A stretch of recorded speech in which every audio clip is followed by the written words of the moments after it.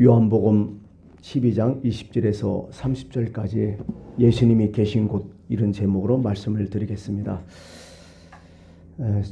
옛날에 동가식 서가수익이란 말이 있잖아요. 많이 들었을 거예요. 어떤 집에 무남동녀 외동딸이 있었습니다. 애지중지하게 귀하게 길러서 이제 시집을 보내야 되는데 아빠와 엄마가 이제 서로 다툽니다. 얘기를 합니다. 서로 의견이 안 맞아요. 아버지는 야, 저 동쪽에 있는 총각집이 되게 부자더라. 그 집에 가서 너 결혼해라.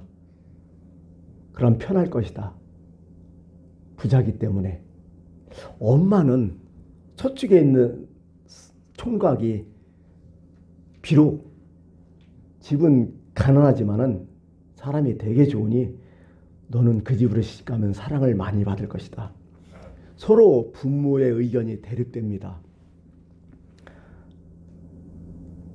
이 딸은 고민도 안 해요. 그거 듣고 한마디 툭 던집니다. 그러면 밥은 부자집, 동쪽 부잣집 가서 먹고 잠은 서쪽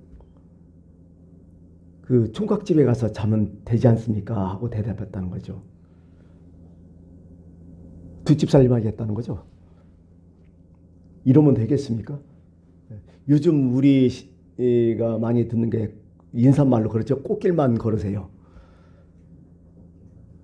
좋은 말 같지만은 뭔가 이상해. 나는 늘 어떻게 사람이 꽃길만 걸어요? 좋은 것만 가지고 어떻게 살아요? 알쑥만 빼먹어요? 꽃을 심어놓은 사람들은 그 수고는 어떡하라고? 심어놨으니까 나만 걸으면 돼. 거기? 좀 이상해요. 기본이 이상했어요. 사실은 좋은 말 같은데 뭔가 뉘앙스가 그 안에 보면 좀 마음이 안 좋아요. 뭐 이런 거죠. 동가식 서가식. 좋은 말은 아닌 것 같아요. 또 별로 안 좋은 말 있죠. 이율배반이라는 얘기 들었어요. 이율배반. 이거 어떤 뜻이에요? 많이 쓰지만은 뜻은 잘 몰라요. 두 가지의 법이 있는데 서로 다르다는 거죠. 서로 반대다는 얘기죠. 요즘 내로남불 얘기하잖아. 똑같은 얘기야. 내가 하면 로맨스, 남이 하면 불륜, 이런 뜻이겠죠. 어떤 사람이 있었어요. 그 사람이 이렇게 얘기해요. 이혼한 가정의 여자하고는 난 절대로 결혼하지 않겠다. 그러면서 나는 이혼해도 괜찮다. 이렇게 얘기하는 사람이 있어요. 이런 게 내로남불이죠. 우리 신앙인 중에서 이렇게 했죠. 세상 재물을 멀리해야 된다. 그러면서 자신은 돈에 욕심을 부리면서 굉장히 부자로 사는 그런 사람이 또 있어. 외모는 별로 중요하지 않아. 성실함, 실력이지. 이렇게 항상 얘기하는 사장님이 정작 신입사원 뽑을 때 외모를 점수에 포함시키는 그런 사람이 있다는 얘기죠.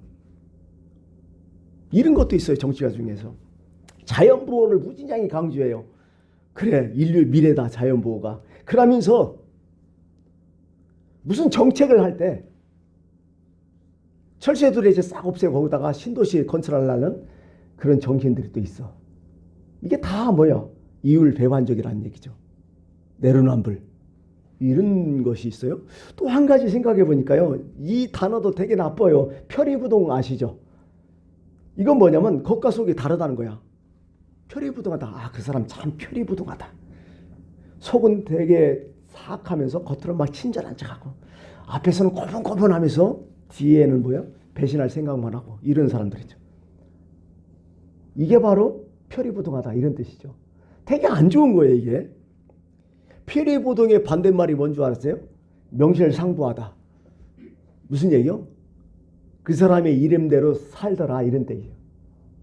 아닌 게 아니라 자기 이름대로만 살면 천국이요. 자기 이름 뜻대로만 살아봐 사람들이. 얼마나 좋은 세상 돼요. 근데 그렇지 않다는 거야. 다 표리부동하다는 거야. 원행일치. 좋은 얘기들이죠. 이 반대말이죠. 표리부동과. 이런 얘기를 하다 보니까 우리 신앙은 어떻게 하고 있느냐? 반문이 안 할 수 없어요. 우리는 동가식 서가식 하고 있지 않을까? 내 좋을 대로, 내 좋은 것만. 표리부동하지 않을까? 말은 그렇게 하면서 전혀 안 하잖아. 이율배반적, 겉과 속이 다르잖아요. 우리 스스로 이 단어에 조금 마음이 좀 그랬어요. 처음과 끝이 같아야 되는데 알파와 오메가 다르단 말이죠. 뭔가 포장하고 다녀. 교회 안에서의 생활과 교회 밖에서의 생활이 전혀 다르다면 이런 뜻이겠죠. 물론 거룩함, 세속함 이게 완전히 분리하기는 힘들어요. 왜? 우리는 세속 속에 살기 때문에. 근데 삶의 본질은 뭔가 구별돼야 하잖아요. 그 정신은 뭔가 차이를 느껴야 되잖아요. 나도 물론 차이 있게 하지만 남들이 저 사람은 그래도 다르다 이런 차이가 있어야 될 거 아니야. 이게 우리의 신앙의 자존심 아니야 이게. 근데 이게 어느 순간에 다 없어져 버렸어요. 믿는 자 안 믿는 자 똑같다는 얘기를 자꾸 해버려요. 몸과 마음이 따로 움직이는 그 사람을 뭐라 하죠? 정신병자 하러 가잖아요. 우리는 머리와 몸이 같이 움직인가요? 남 얘기할 필요 없어요. 몸과 마음이 같이 움직이지 않으면 인격이 그건 병든 거죠. 예배자의 마음과 사회생활의 마음이 다르다면 이건 문제가 되는 거죠. 믿음이 뭐라고 생각하세요? 대부분 믿음을 이렇게 생각하세요. 소원 성취하는 거예요. 하나님 앞에 소원 성취. 의지하는 마음. 어떤 좀 지식인들은 뭐 성경에 대한 깨달음. 물론 이게 다 아니다 할 수는 없어요. 포함되죠. 그러나 이게 전부는 다 아니잖아요. 이게 본질은 아니잖아요. 정신적 수양, 봉사와 헌신. 그래 이런 마음도 매우 중요해요. 근데요 진정 믿음이란 하나님께서 우리에게 말씀하시는 믿음이란 뭐냐? 나의 삶의 문제라는 거예요. 로마서 얘기를 하면 예수님과 연합한 공동체를 얘기하는 거예요. 그분과 연합하라는 거예요. 이게 믿음이라는 거예요. 신앙의 정의는 뭘까요? 쉽게 말해서 하나님 사랑하는 거예요. 그게 믿음이에요. 여러분 하나님 사랑하시잖아요. 그러면 사랑은 뭐냐는 거예요 또. 사랑은 그 사람을 닮아가는 거예요. 동일시되는 거예요. 동일화되는 거예요. 사랑하면 그렇게 돼버려요. 그 사람 닮아버려요. 그래서 우리는 사랑하면 하나 된다 하잖아요. 되게 사랑하는 부부들은 뭐 어떻게 돼요? 얼굴도 똑같이 닮아간다 하잖아. 그렇게 돼버려요. 왜? 내가 사랑하니까 그가 좋아하는 것을 나도 좋아하게 되더라는 거예요. 그가 싫어하는 것을 나도 싫어하고 그가 적이면 나도 적이 돼버려. 그가 있는 곳에 내가 거기 있어요. 신앙이란 사랑이에요. 같은 목적, 같은 방향, 같은 방법, 같은 뜻. 이게 이렇게 돼서 하나 되는 거예요. 그분이 슬퍼할 때 나도 슬프고 그분이 기뻐할 때 나도 기쁘는 거예요. 그게 사랑이에요. 그게 신앙이에요. 룻기서에 나온 그 룻의 고백이 바로 그거죠. 나오미에게는 두 며느리가 있잖아요. 말론과 기르는 이미 죽고 과부가 됐어요. 며느리. 그래 며느리한테 니네 고국으로 가라. 근데 오르바는 갔지만은 룻은 끝까지 자기 며느리를 따라가요. 그러면서 룻이 시어머니한테 이렇게 딱 하니까 시어머니도 할 말이 없어. 어떻게 얘기했냐? 내가 어머니를 떠나며 어머니를 따르지 말고 돌아가라 강권하지 마옵소서. 어머니께서 가시는 곳에 나도 가고 어머니께서 머무시는 곳에 나도 머물겠나이다. 어머니의 백성이 나의 백성이 되고 어머니의 하나님이 나의 하나님이 되시리니 어머니께서 죽으신 곳에서 나도 죽어 거기 묻힐 것이라. 이게요 그냥 누시 얘기 아니라 신앙의 본질 얘기하는 거예요. 지금 이게 하나님을 어떻게 믿으냐? 하나님과 운명을 같이 하는 거예요. 이게 신앙이라는 거예요. 그게 믿음이라는 것은 생명까지 같이 하는 거예요. 주님이 죽으실 때 나도 죽고 주님이 살 때 나도 사는 거예요. 운명도 사랑도 같은 거예요.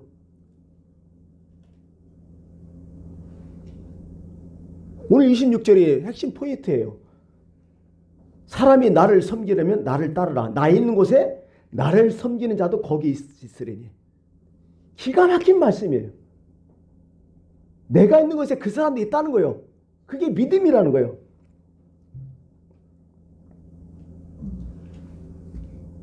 성경에 읽어보면 제자들이 많은 질문을 하는데 도마 제자들이 이런 질문을 많이 해요. 주여 어디로 가십니까? 주여 어디로 가시나이까? 주님이 가시는 그 길을 우리가 어떻게 알겠습니까? 예수님께서 가시는 곳은 어디며 가신다는 곳은 또한 어디십니까? 이런 질문을 종종 해요. 이에 대해서 예수님은 분명히 답을 하셔요. 근데 제자들은 전혀 알아듣지 못해요. 왜? 자기 생각을 하고 있었기 때문에. 주님께 맞춰야 되는데 하나가 되지 않으니까 아무리 무슨 얘기해도 안 맞아지는 거야. 이게 포인트가. 복음서 읽으면 알잖아요. 주님은 이 얘기했는데 제자들은 전혀 딴판놀이 이해해. 뭐요? 주님 사랑한다 하지만 전혀 안 맞는 거예요. 사랑하지 않는 거예요. 표면은 그렇지만 아닌 거예요. 겉과 속이 다른 거예요. 어떻게 보면. 예수님께서 이렇게 얘기해요. 내가 곧 길이요 진리요 생명이다고. 예수님이 갔던 그 길을 우리도 가야 된다고. 예수님이 사셨던 삶을 우리도 살아야 된다고. 그게 믿음이라고. 어디까지 가요, 예수님? 예수님이 돌아가셨던 하나님 나라까지 가는 게 그게 믿음이에요. 그래서 가는 거예요. 예수님이 계신 게 끝까지 가는 사람만이 끝까지 하나님 나라에 갈 수 있는 거예요, 사실은.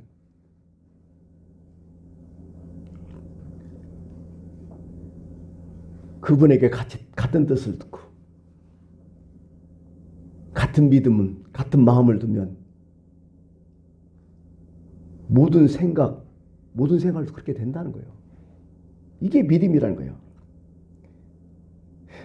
나 있는 곳에 나를 섬기는 자도 있으리니. 예수님이 계신 곳에 나도 있다는 거예요. 그러면 한번 구체적으로 한번 생각해 봤어요. 예수님이 계신 곳이 어디예요 도대체? 아니 이렇게 생각할 수 있어요? 이게 더 쉬울 것 같아요. 문제 해결이. 예수님이 안 계셨던 곳은 또 어디요? 그것부터 한번 생각해요. 예수님이 안 계신 곳은 어딘가? 당시 사람들은 예수님이 메시아로 왔다는 걸 분명히 알아요. 그리고 사람들이 예측을 해요. 메시아는 이렇게 행동하실 것이라고. 근데 예상과 전혀 달랐어요. 사람들의 생각과 전혀 예수님은 달랐어요. 예수님께 세례 주었던 세례 요한도 생각이 좀 달랐던 모양이에요. 잠시 헷갈렸던 모양이에요. 요한이 자신의 제자를 보내면서 예수님께 직접 물어버려요. 뭐냐? 자기는 감옥에 있으니까. 오실 이가 당신이 오니까 아니면 우리가 다른 분을 또 기다려야 됩니까? 당신이 진짜 메시아입니까? 아니면 아닙니까? 이런 얘기요. 감옥에서 예수님에 대한 소문을 쭉 들었어. 그랬더니 판단이 안 서는 거예요, 이제. 예수님은 이래 하셔야 되는데, 예수님은 이렇게 하셔야 되는데 왜 안 할까? 왜 그럴까? 하니까 헷갈리는 거예요. 그래서 제자들 보내서 질문을 한 거예요. 이게. 예수님이 어떤 곳에 계셨어요? 예수님이 안 계셨던 곳. 이것보다도 메시아는 도대체 뭐예요? 뭐 여러 가지 있지만 메시아의 직책에 대해서 한번 얘기해봐요. 메시아의 직책은 세 가지라겠죠. 뭐예요? 왕이에요. 메시아의 직책은. 또 선지자, 제사장. 최고예요. 최고의 권력자예요. 세 가지가 합친 사람들이에요.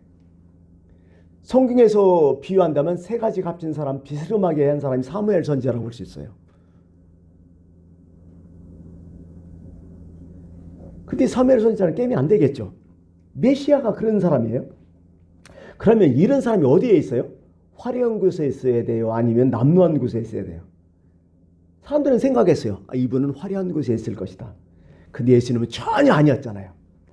태어날 때부터 마구간에 태어나자 그래. 나사렛 총구석에 살고 심지어 메시아의 소문이 딱 들렸어요. 빌립이 나다네한테 전도를 딱 해요. 드디어 그분이 오셨다. 그분을 만나라. 그랬더니 어디서 왔느냐? 나사렛 예수라. 그랬더니 빌립이 아직 나다넬이 웃기는 소리 하잖아요. 무슨 나사렛에서 선한 것이 날 수 있냐? 무슨 인물이 거기서 나냐?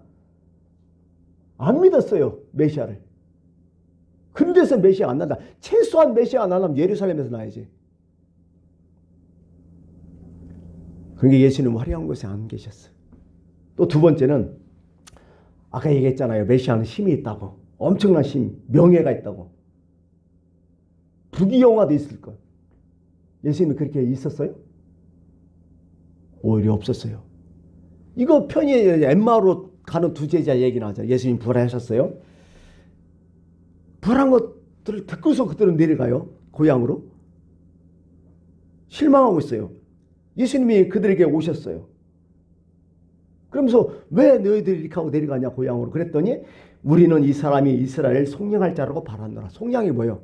구원할 자, 해방할 자, 독립할 자 이런 거예요. 근데 죽었다는 거예요.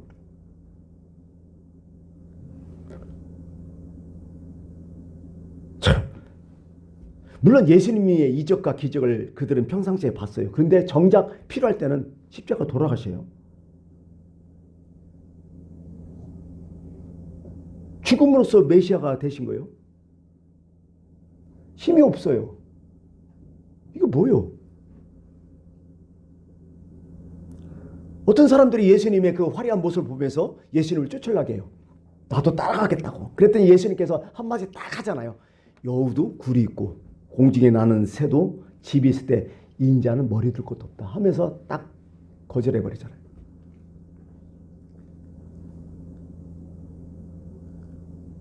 세상에 참. 그리고 왕권을 행시해야 하잖아 메시아는. 그럼 왕권을 행하면 어디가 돼요? 헤롯 왕자든지 아니면 황제의 궁전으로 가야 되는데 아니잖아요. 그것도 행사하지 않으셨어요. 성경 읽어보면 재미난 게 있어요. 뭐냐면 유대인의 왕으로 오셨잖아요. 이게 유대인의 왕으로 오셔서 이제 메시아로 오셨다는 걸 성경에 잘 표현했는데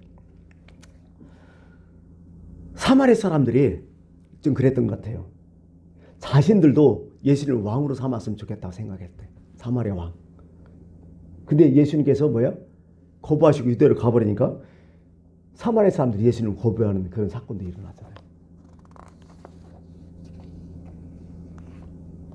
참 이 성경을 읽어보면요. 예수님을 빨리 어떻게 보면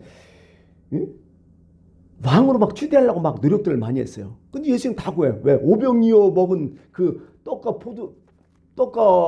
그 떡이 아니라 그냥 음식 먹은 사람들. 그런 사람들은 뭐예요? 왕으로 삼으려 했잖아요. 예수님의 동생들 실제적인 가족들이 어떻게 했어요? 응? 어찌하여 왜 시골에 사느냐? 당신이 메시아면 유대로 가라, 예루살렘 가라 막 재촉했잖아요. 제자들은 어떻게 했어요? 어느 날 갑자기 헤롯이 지은 46형단이 지은 얼마나 화려하겠어요.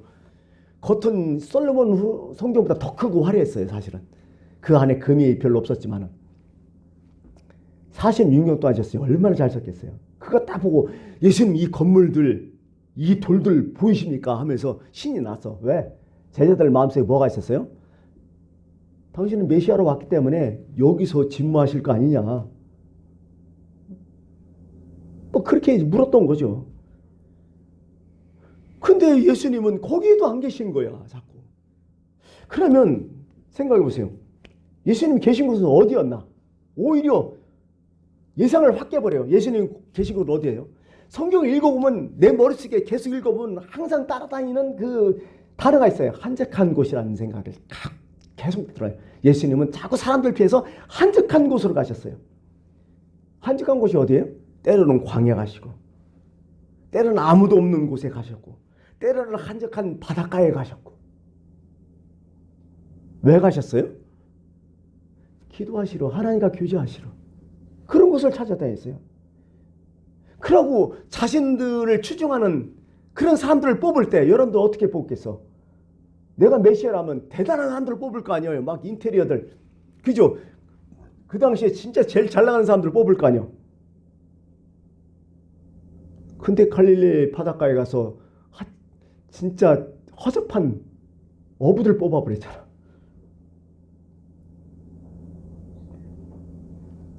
그렇죠. 뭔가 예상이 다 빗나가요.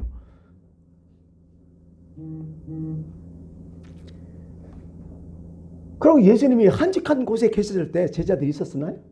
제자들도 없었어. 안 따라와 그때는 또. 겟세마네 동산에서 기도하실 때라든지 변화산성에 기도하실 때 제자들 따라갔어요. 3명이. 근데 그때마다 다들 자빠져 자고 있어. 전혀 안 맞는 거예요. 이게 성경 읽어보면. 또한 예수님은 어디 계셨냐? 요즘 말로 얘기하면 사회적 약자가 있는 곳에 다 계셨어요. 무대의 중심이 아니었어요. 이상하게. 여러분 메시아로 왔고 그 능력 있으면 뭐예요? 예수님이 어디 계셔야 돼요? 예루살렘에서 고관 대작이라든지 좀 능력 있는 사람들이에요. 요즘 그 당시에 하면 제사장이라든지 사내들인 그 회원이라든지 서기관이라든지 바리새인 이런 사람하고 좀 뭔가 노래잖아. 그들과 친분을 쌓고 눈두덩 찍고 아니면 자기 사람 세력화시키고 이래야 되잖아. 전혀 안 했다는 거예요. 예수님은. 정반대로 누구랑 있었어요? 누가 사귀었어요? 가난한 사람들, 병든 자, 낮은 사람들, 특히 사마리아 사람들까지. 유식한 자가 아니라 무식한 사람, 그 당시에 사회에 명망 있는 사람이 아니라 사회에 지탄받는 죄인들, 사람들이 다 알아주는 사람이 아니라 전혀 있으나 없으나 죽어도 상관없는 사람, 그런 사람들과 같이 사귀었다는 거죠. 사회 통념상 그 당시에 여자와 애들 완전 무시했잖아요. 근데 예수님은 뭐라고 해요? 애들이 오니까 제자들이 막 꾸짖으니까 뭐라고 해요? 애들이 오는 옷을 막지 말라고 그러면서 안으시면서 천국에는 이런 자일 것이라고 하면서 애들 막 축제 세우고.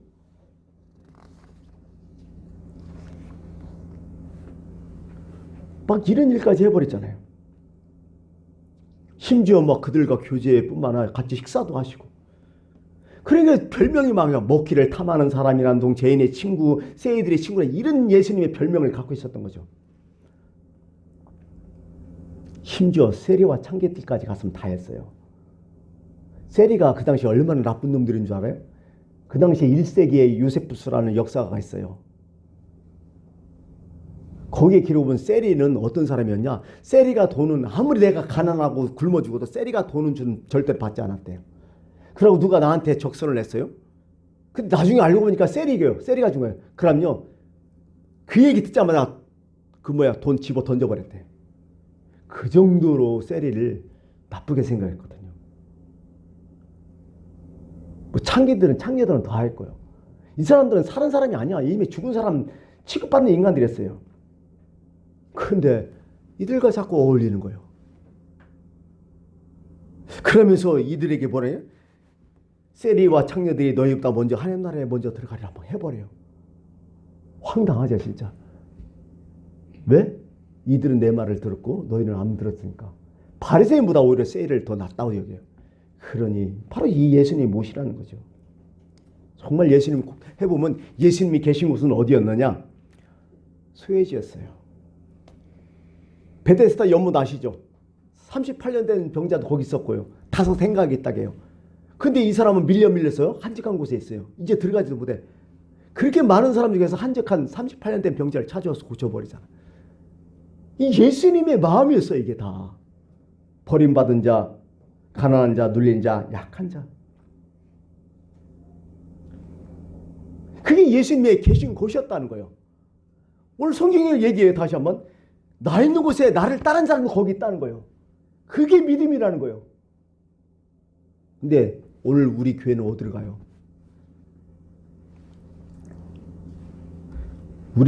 우리가 서 있는 자리는 지금 어디예요? 우리가 지금 장소는 어디예요? 우리 장소. 예수님이 거기 계셔요? 예수님은요, 사랑받을 곳에 계시지 않았어요. 절대로. 사랑할 곳에 계셨어요. 그는 사랑하시면서 늘 고독했어요. 힘들으셨어요. 외로웠어요. 십자가도 결국 홀로 지시잖아요. 그래도 거기 계셨어. 이게 예수님의 계신 곳이었다는 거죠. 근데 예수님에게도 기가 막힌 분이 계시더라고. 누굴까? 항상 난 예수님의 장례를 실었던 사람 있죠. 누구죠? 아리마대 요셉. 사실 그 당시에 예수님은 정치범이었잖아요. 예수님한테 어떻게 이렇게 하면 잘못하면 죽어요. 근데 아리마대 요셉은 당돌하게 가갖고 그죠, 본디오 빌라도에게 시체 달라 해서 자기 무덤에 장사 지냈잖아요. 이런 사람이 진짜 믿음의 사람이에요. 이런 사람 믿음의 사람이에요. 특히 막달라 마리아와 다른 여자들 예수님 향품에 갔다 하고 힘이 없지만 그게 믿음 아니겠습니까? 이제 말씀을 맺을게요. 다시 한번 26절을 다시 한번 제가 곰곰이 읽어볼게요. 사람이 나를 섬기려면 나를 따르라. 나 있는 곳에 나를 섬기는 자도 거기 있으리니 사람이 나를 섬기면 내 아버지께서 그를 귀히 여기시리라. 참 기가 막힌 말씀 같아요. 예수님이 있는 곳에 나도 있어야 돼요. 예수님이 사셨던 곳에 그 장소에 나도 있어야 돼요. 예수님은 사랑하려고 때로는 오해도 받고 배신도 받고 핍박도 받았어요. 안전한 곳이 아니라 늘 위험한 곳에 계셨고요.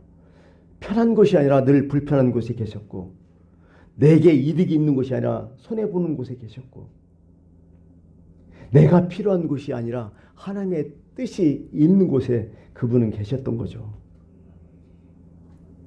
오늘 이 말씀을 우리가 뒤돌아보면서 예수님이 계신 곳에 나도 있는 예인교회 성도들이 꼭 됐으면 좋겠습니다. 기도하겠습니다.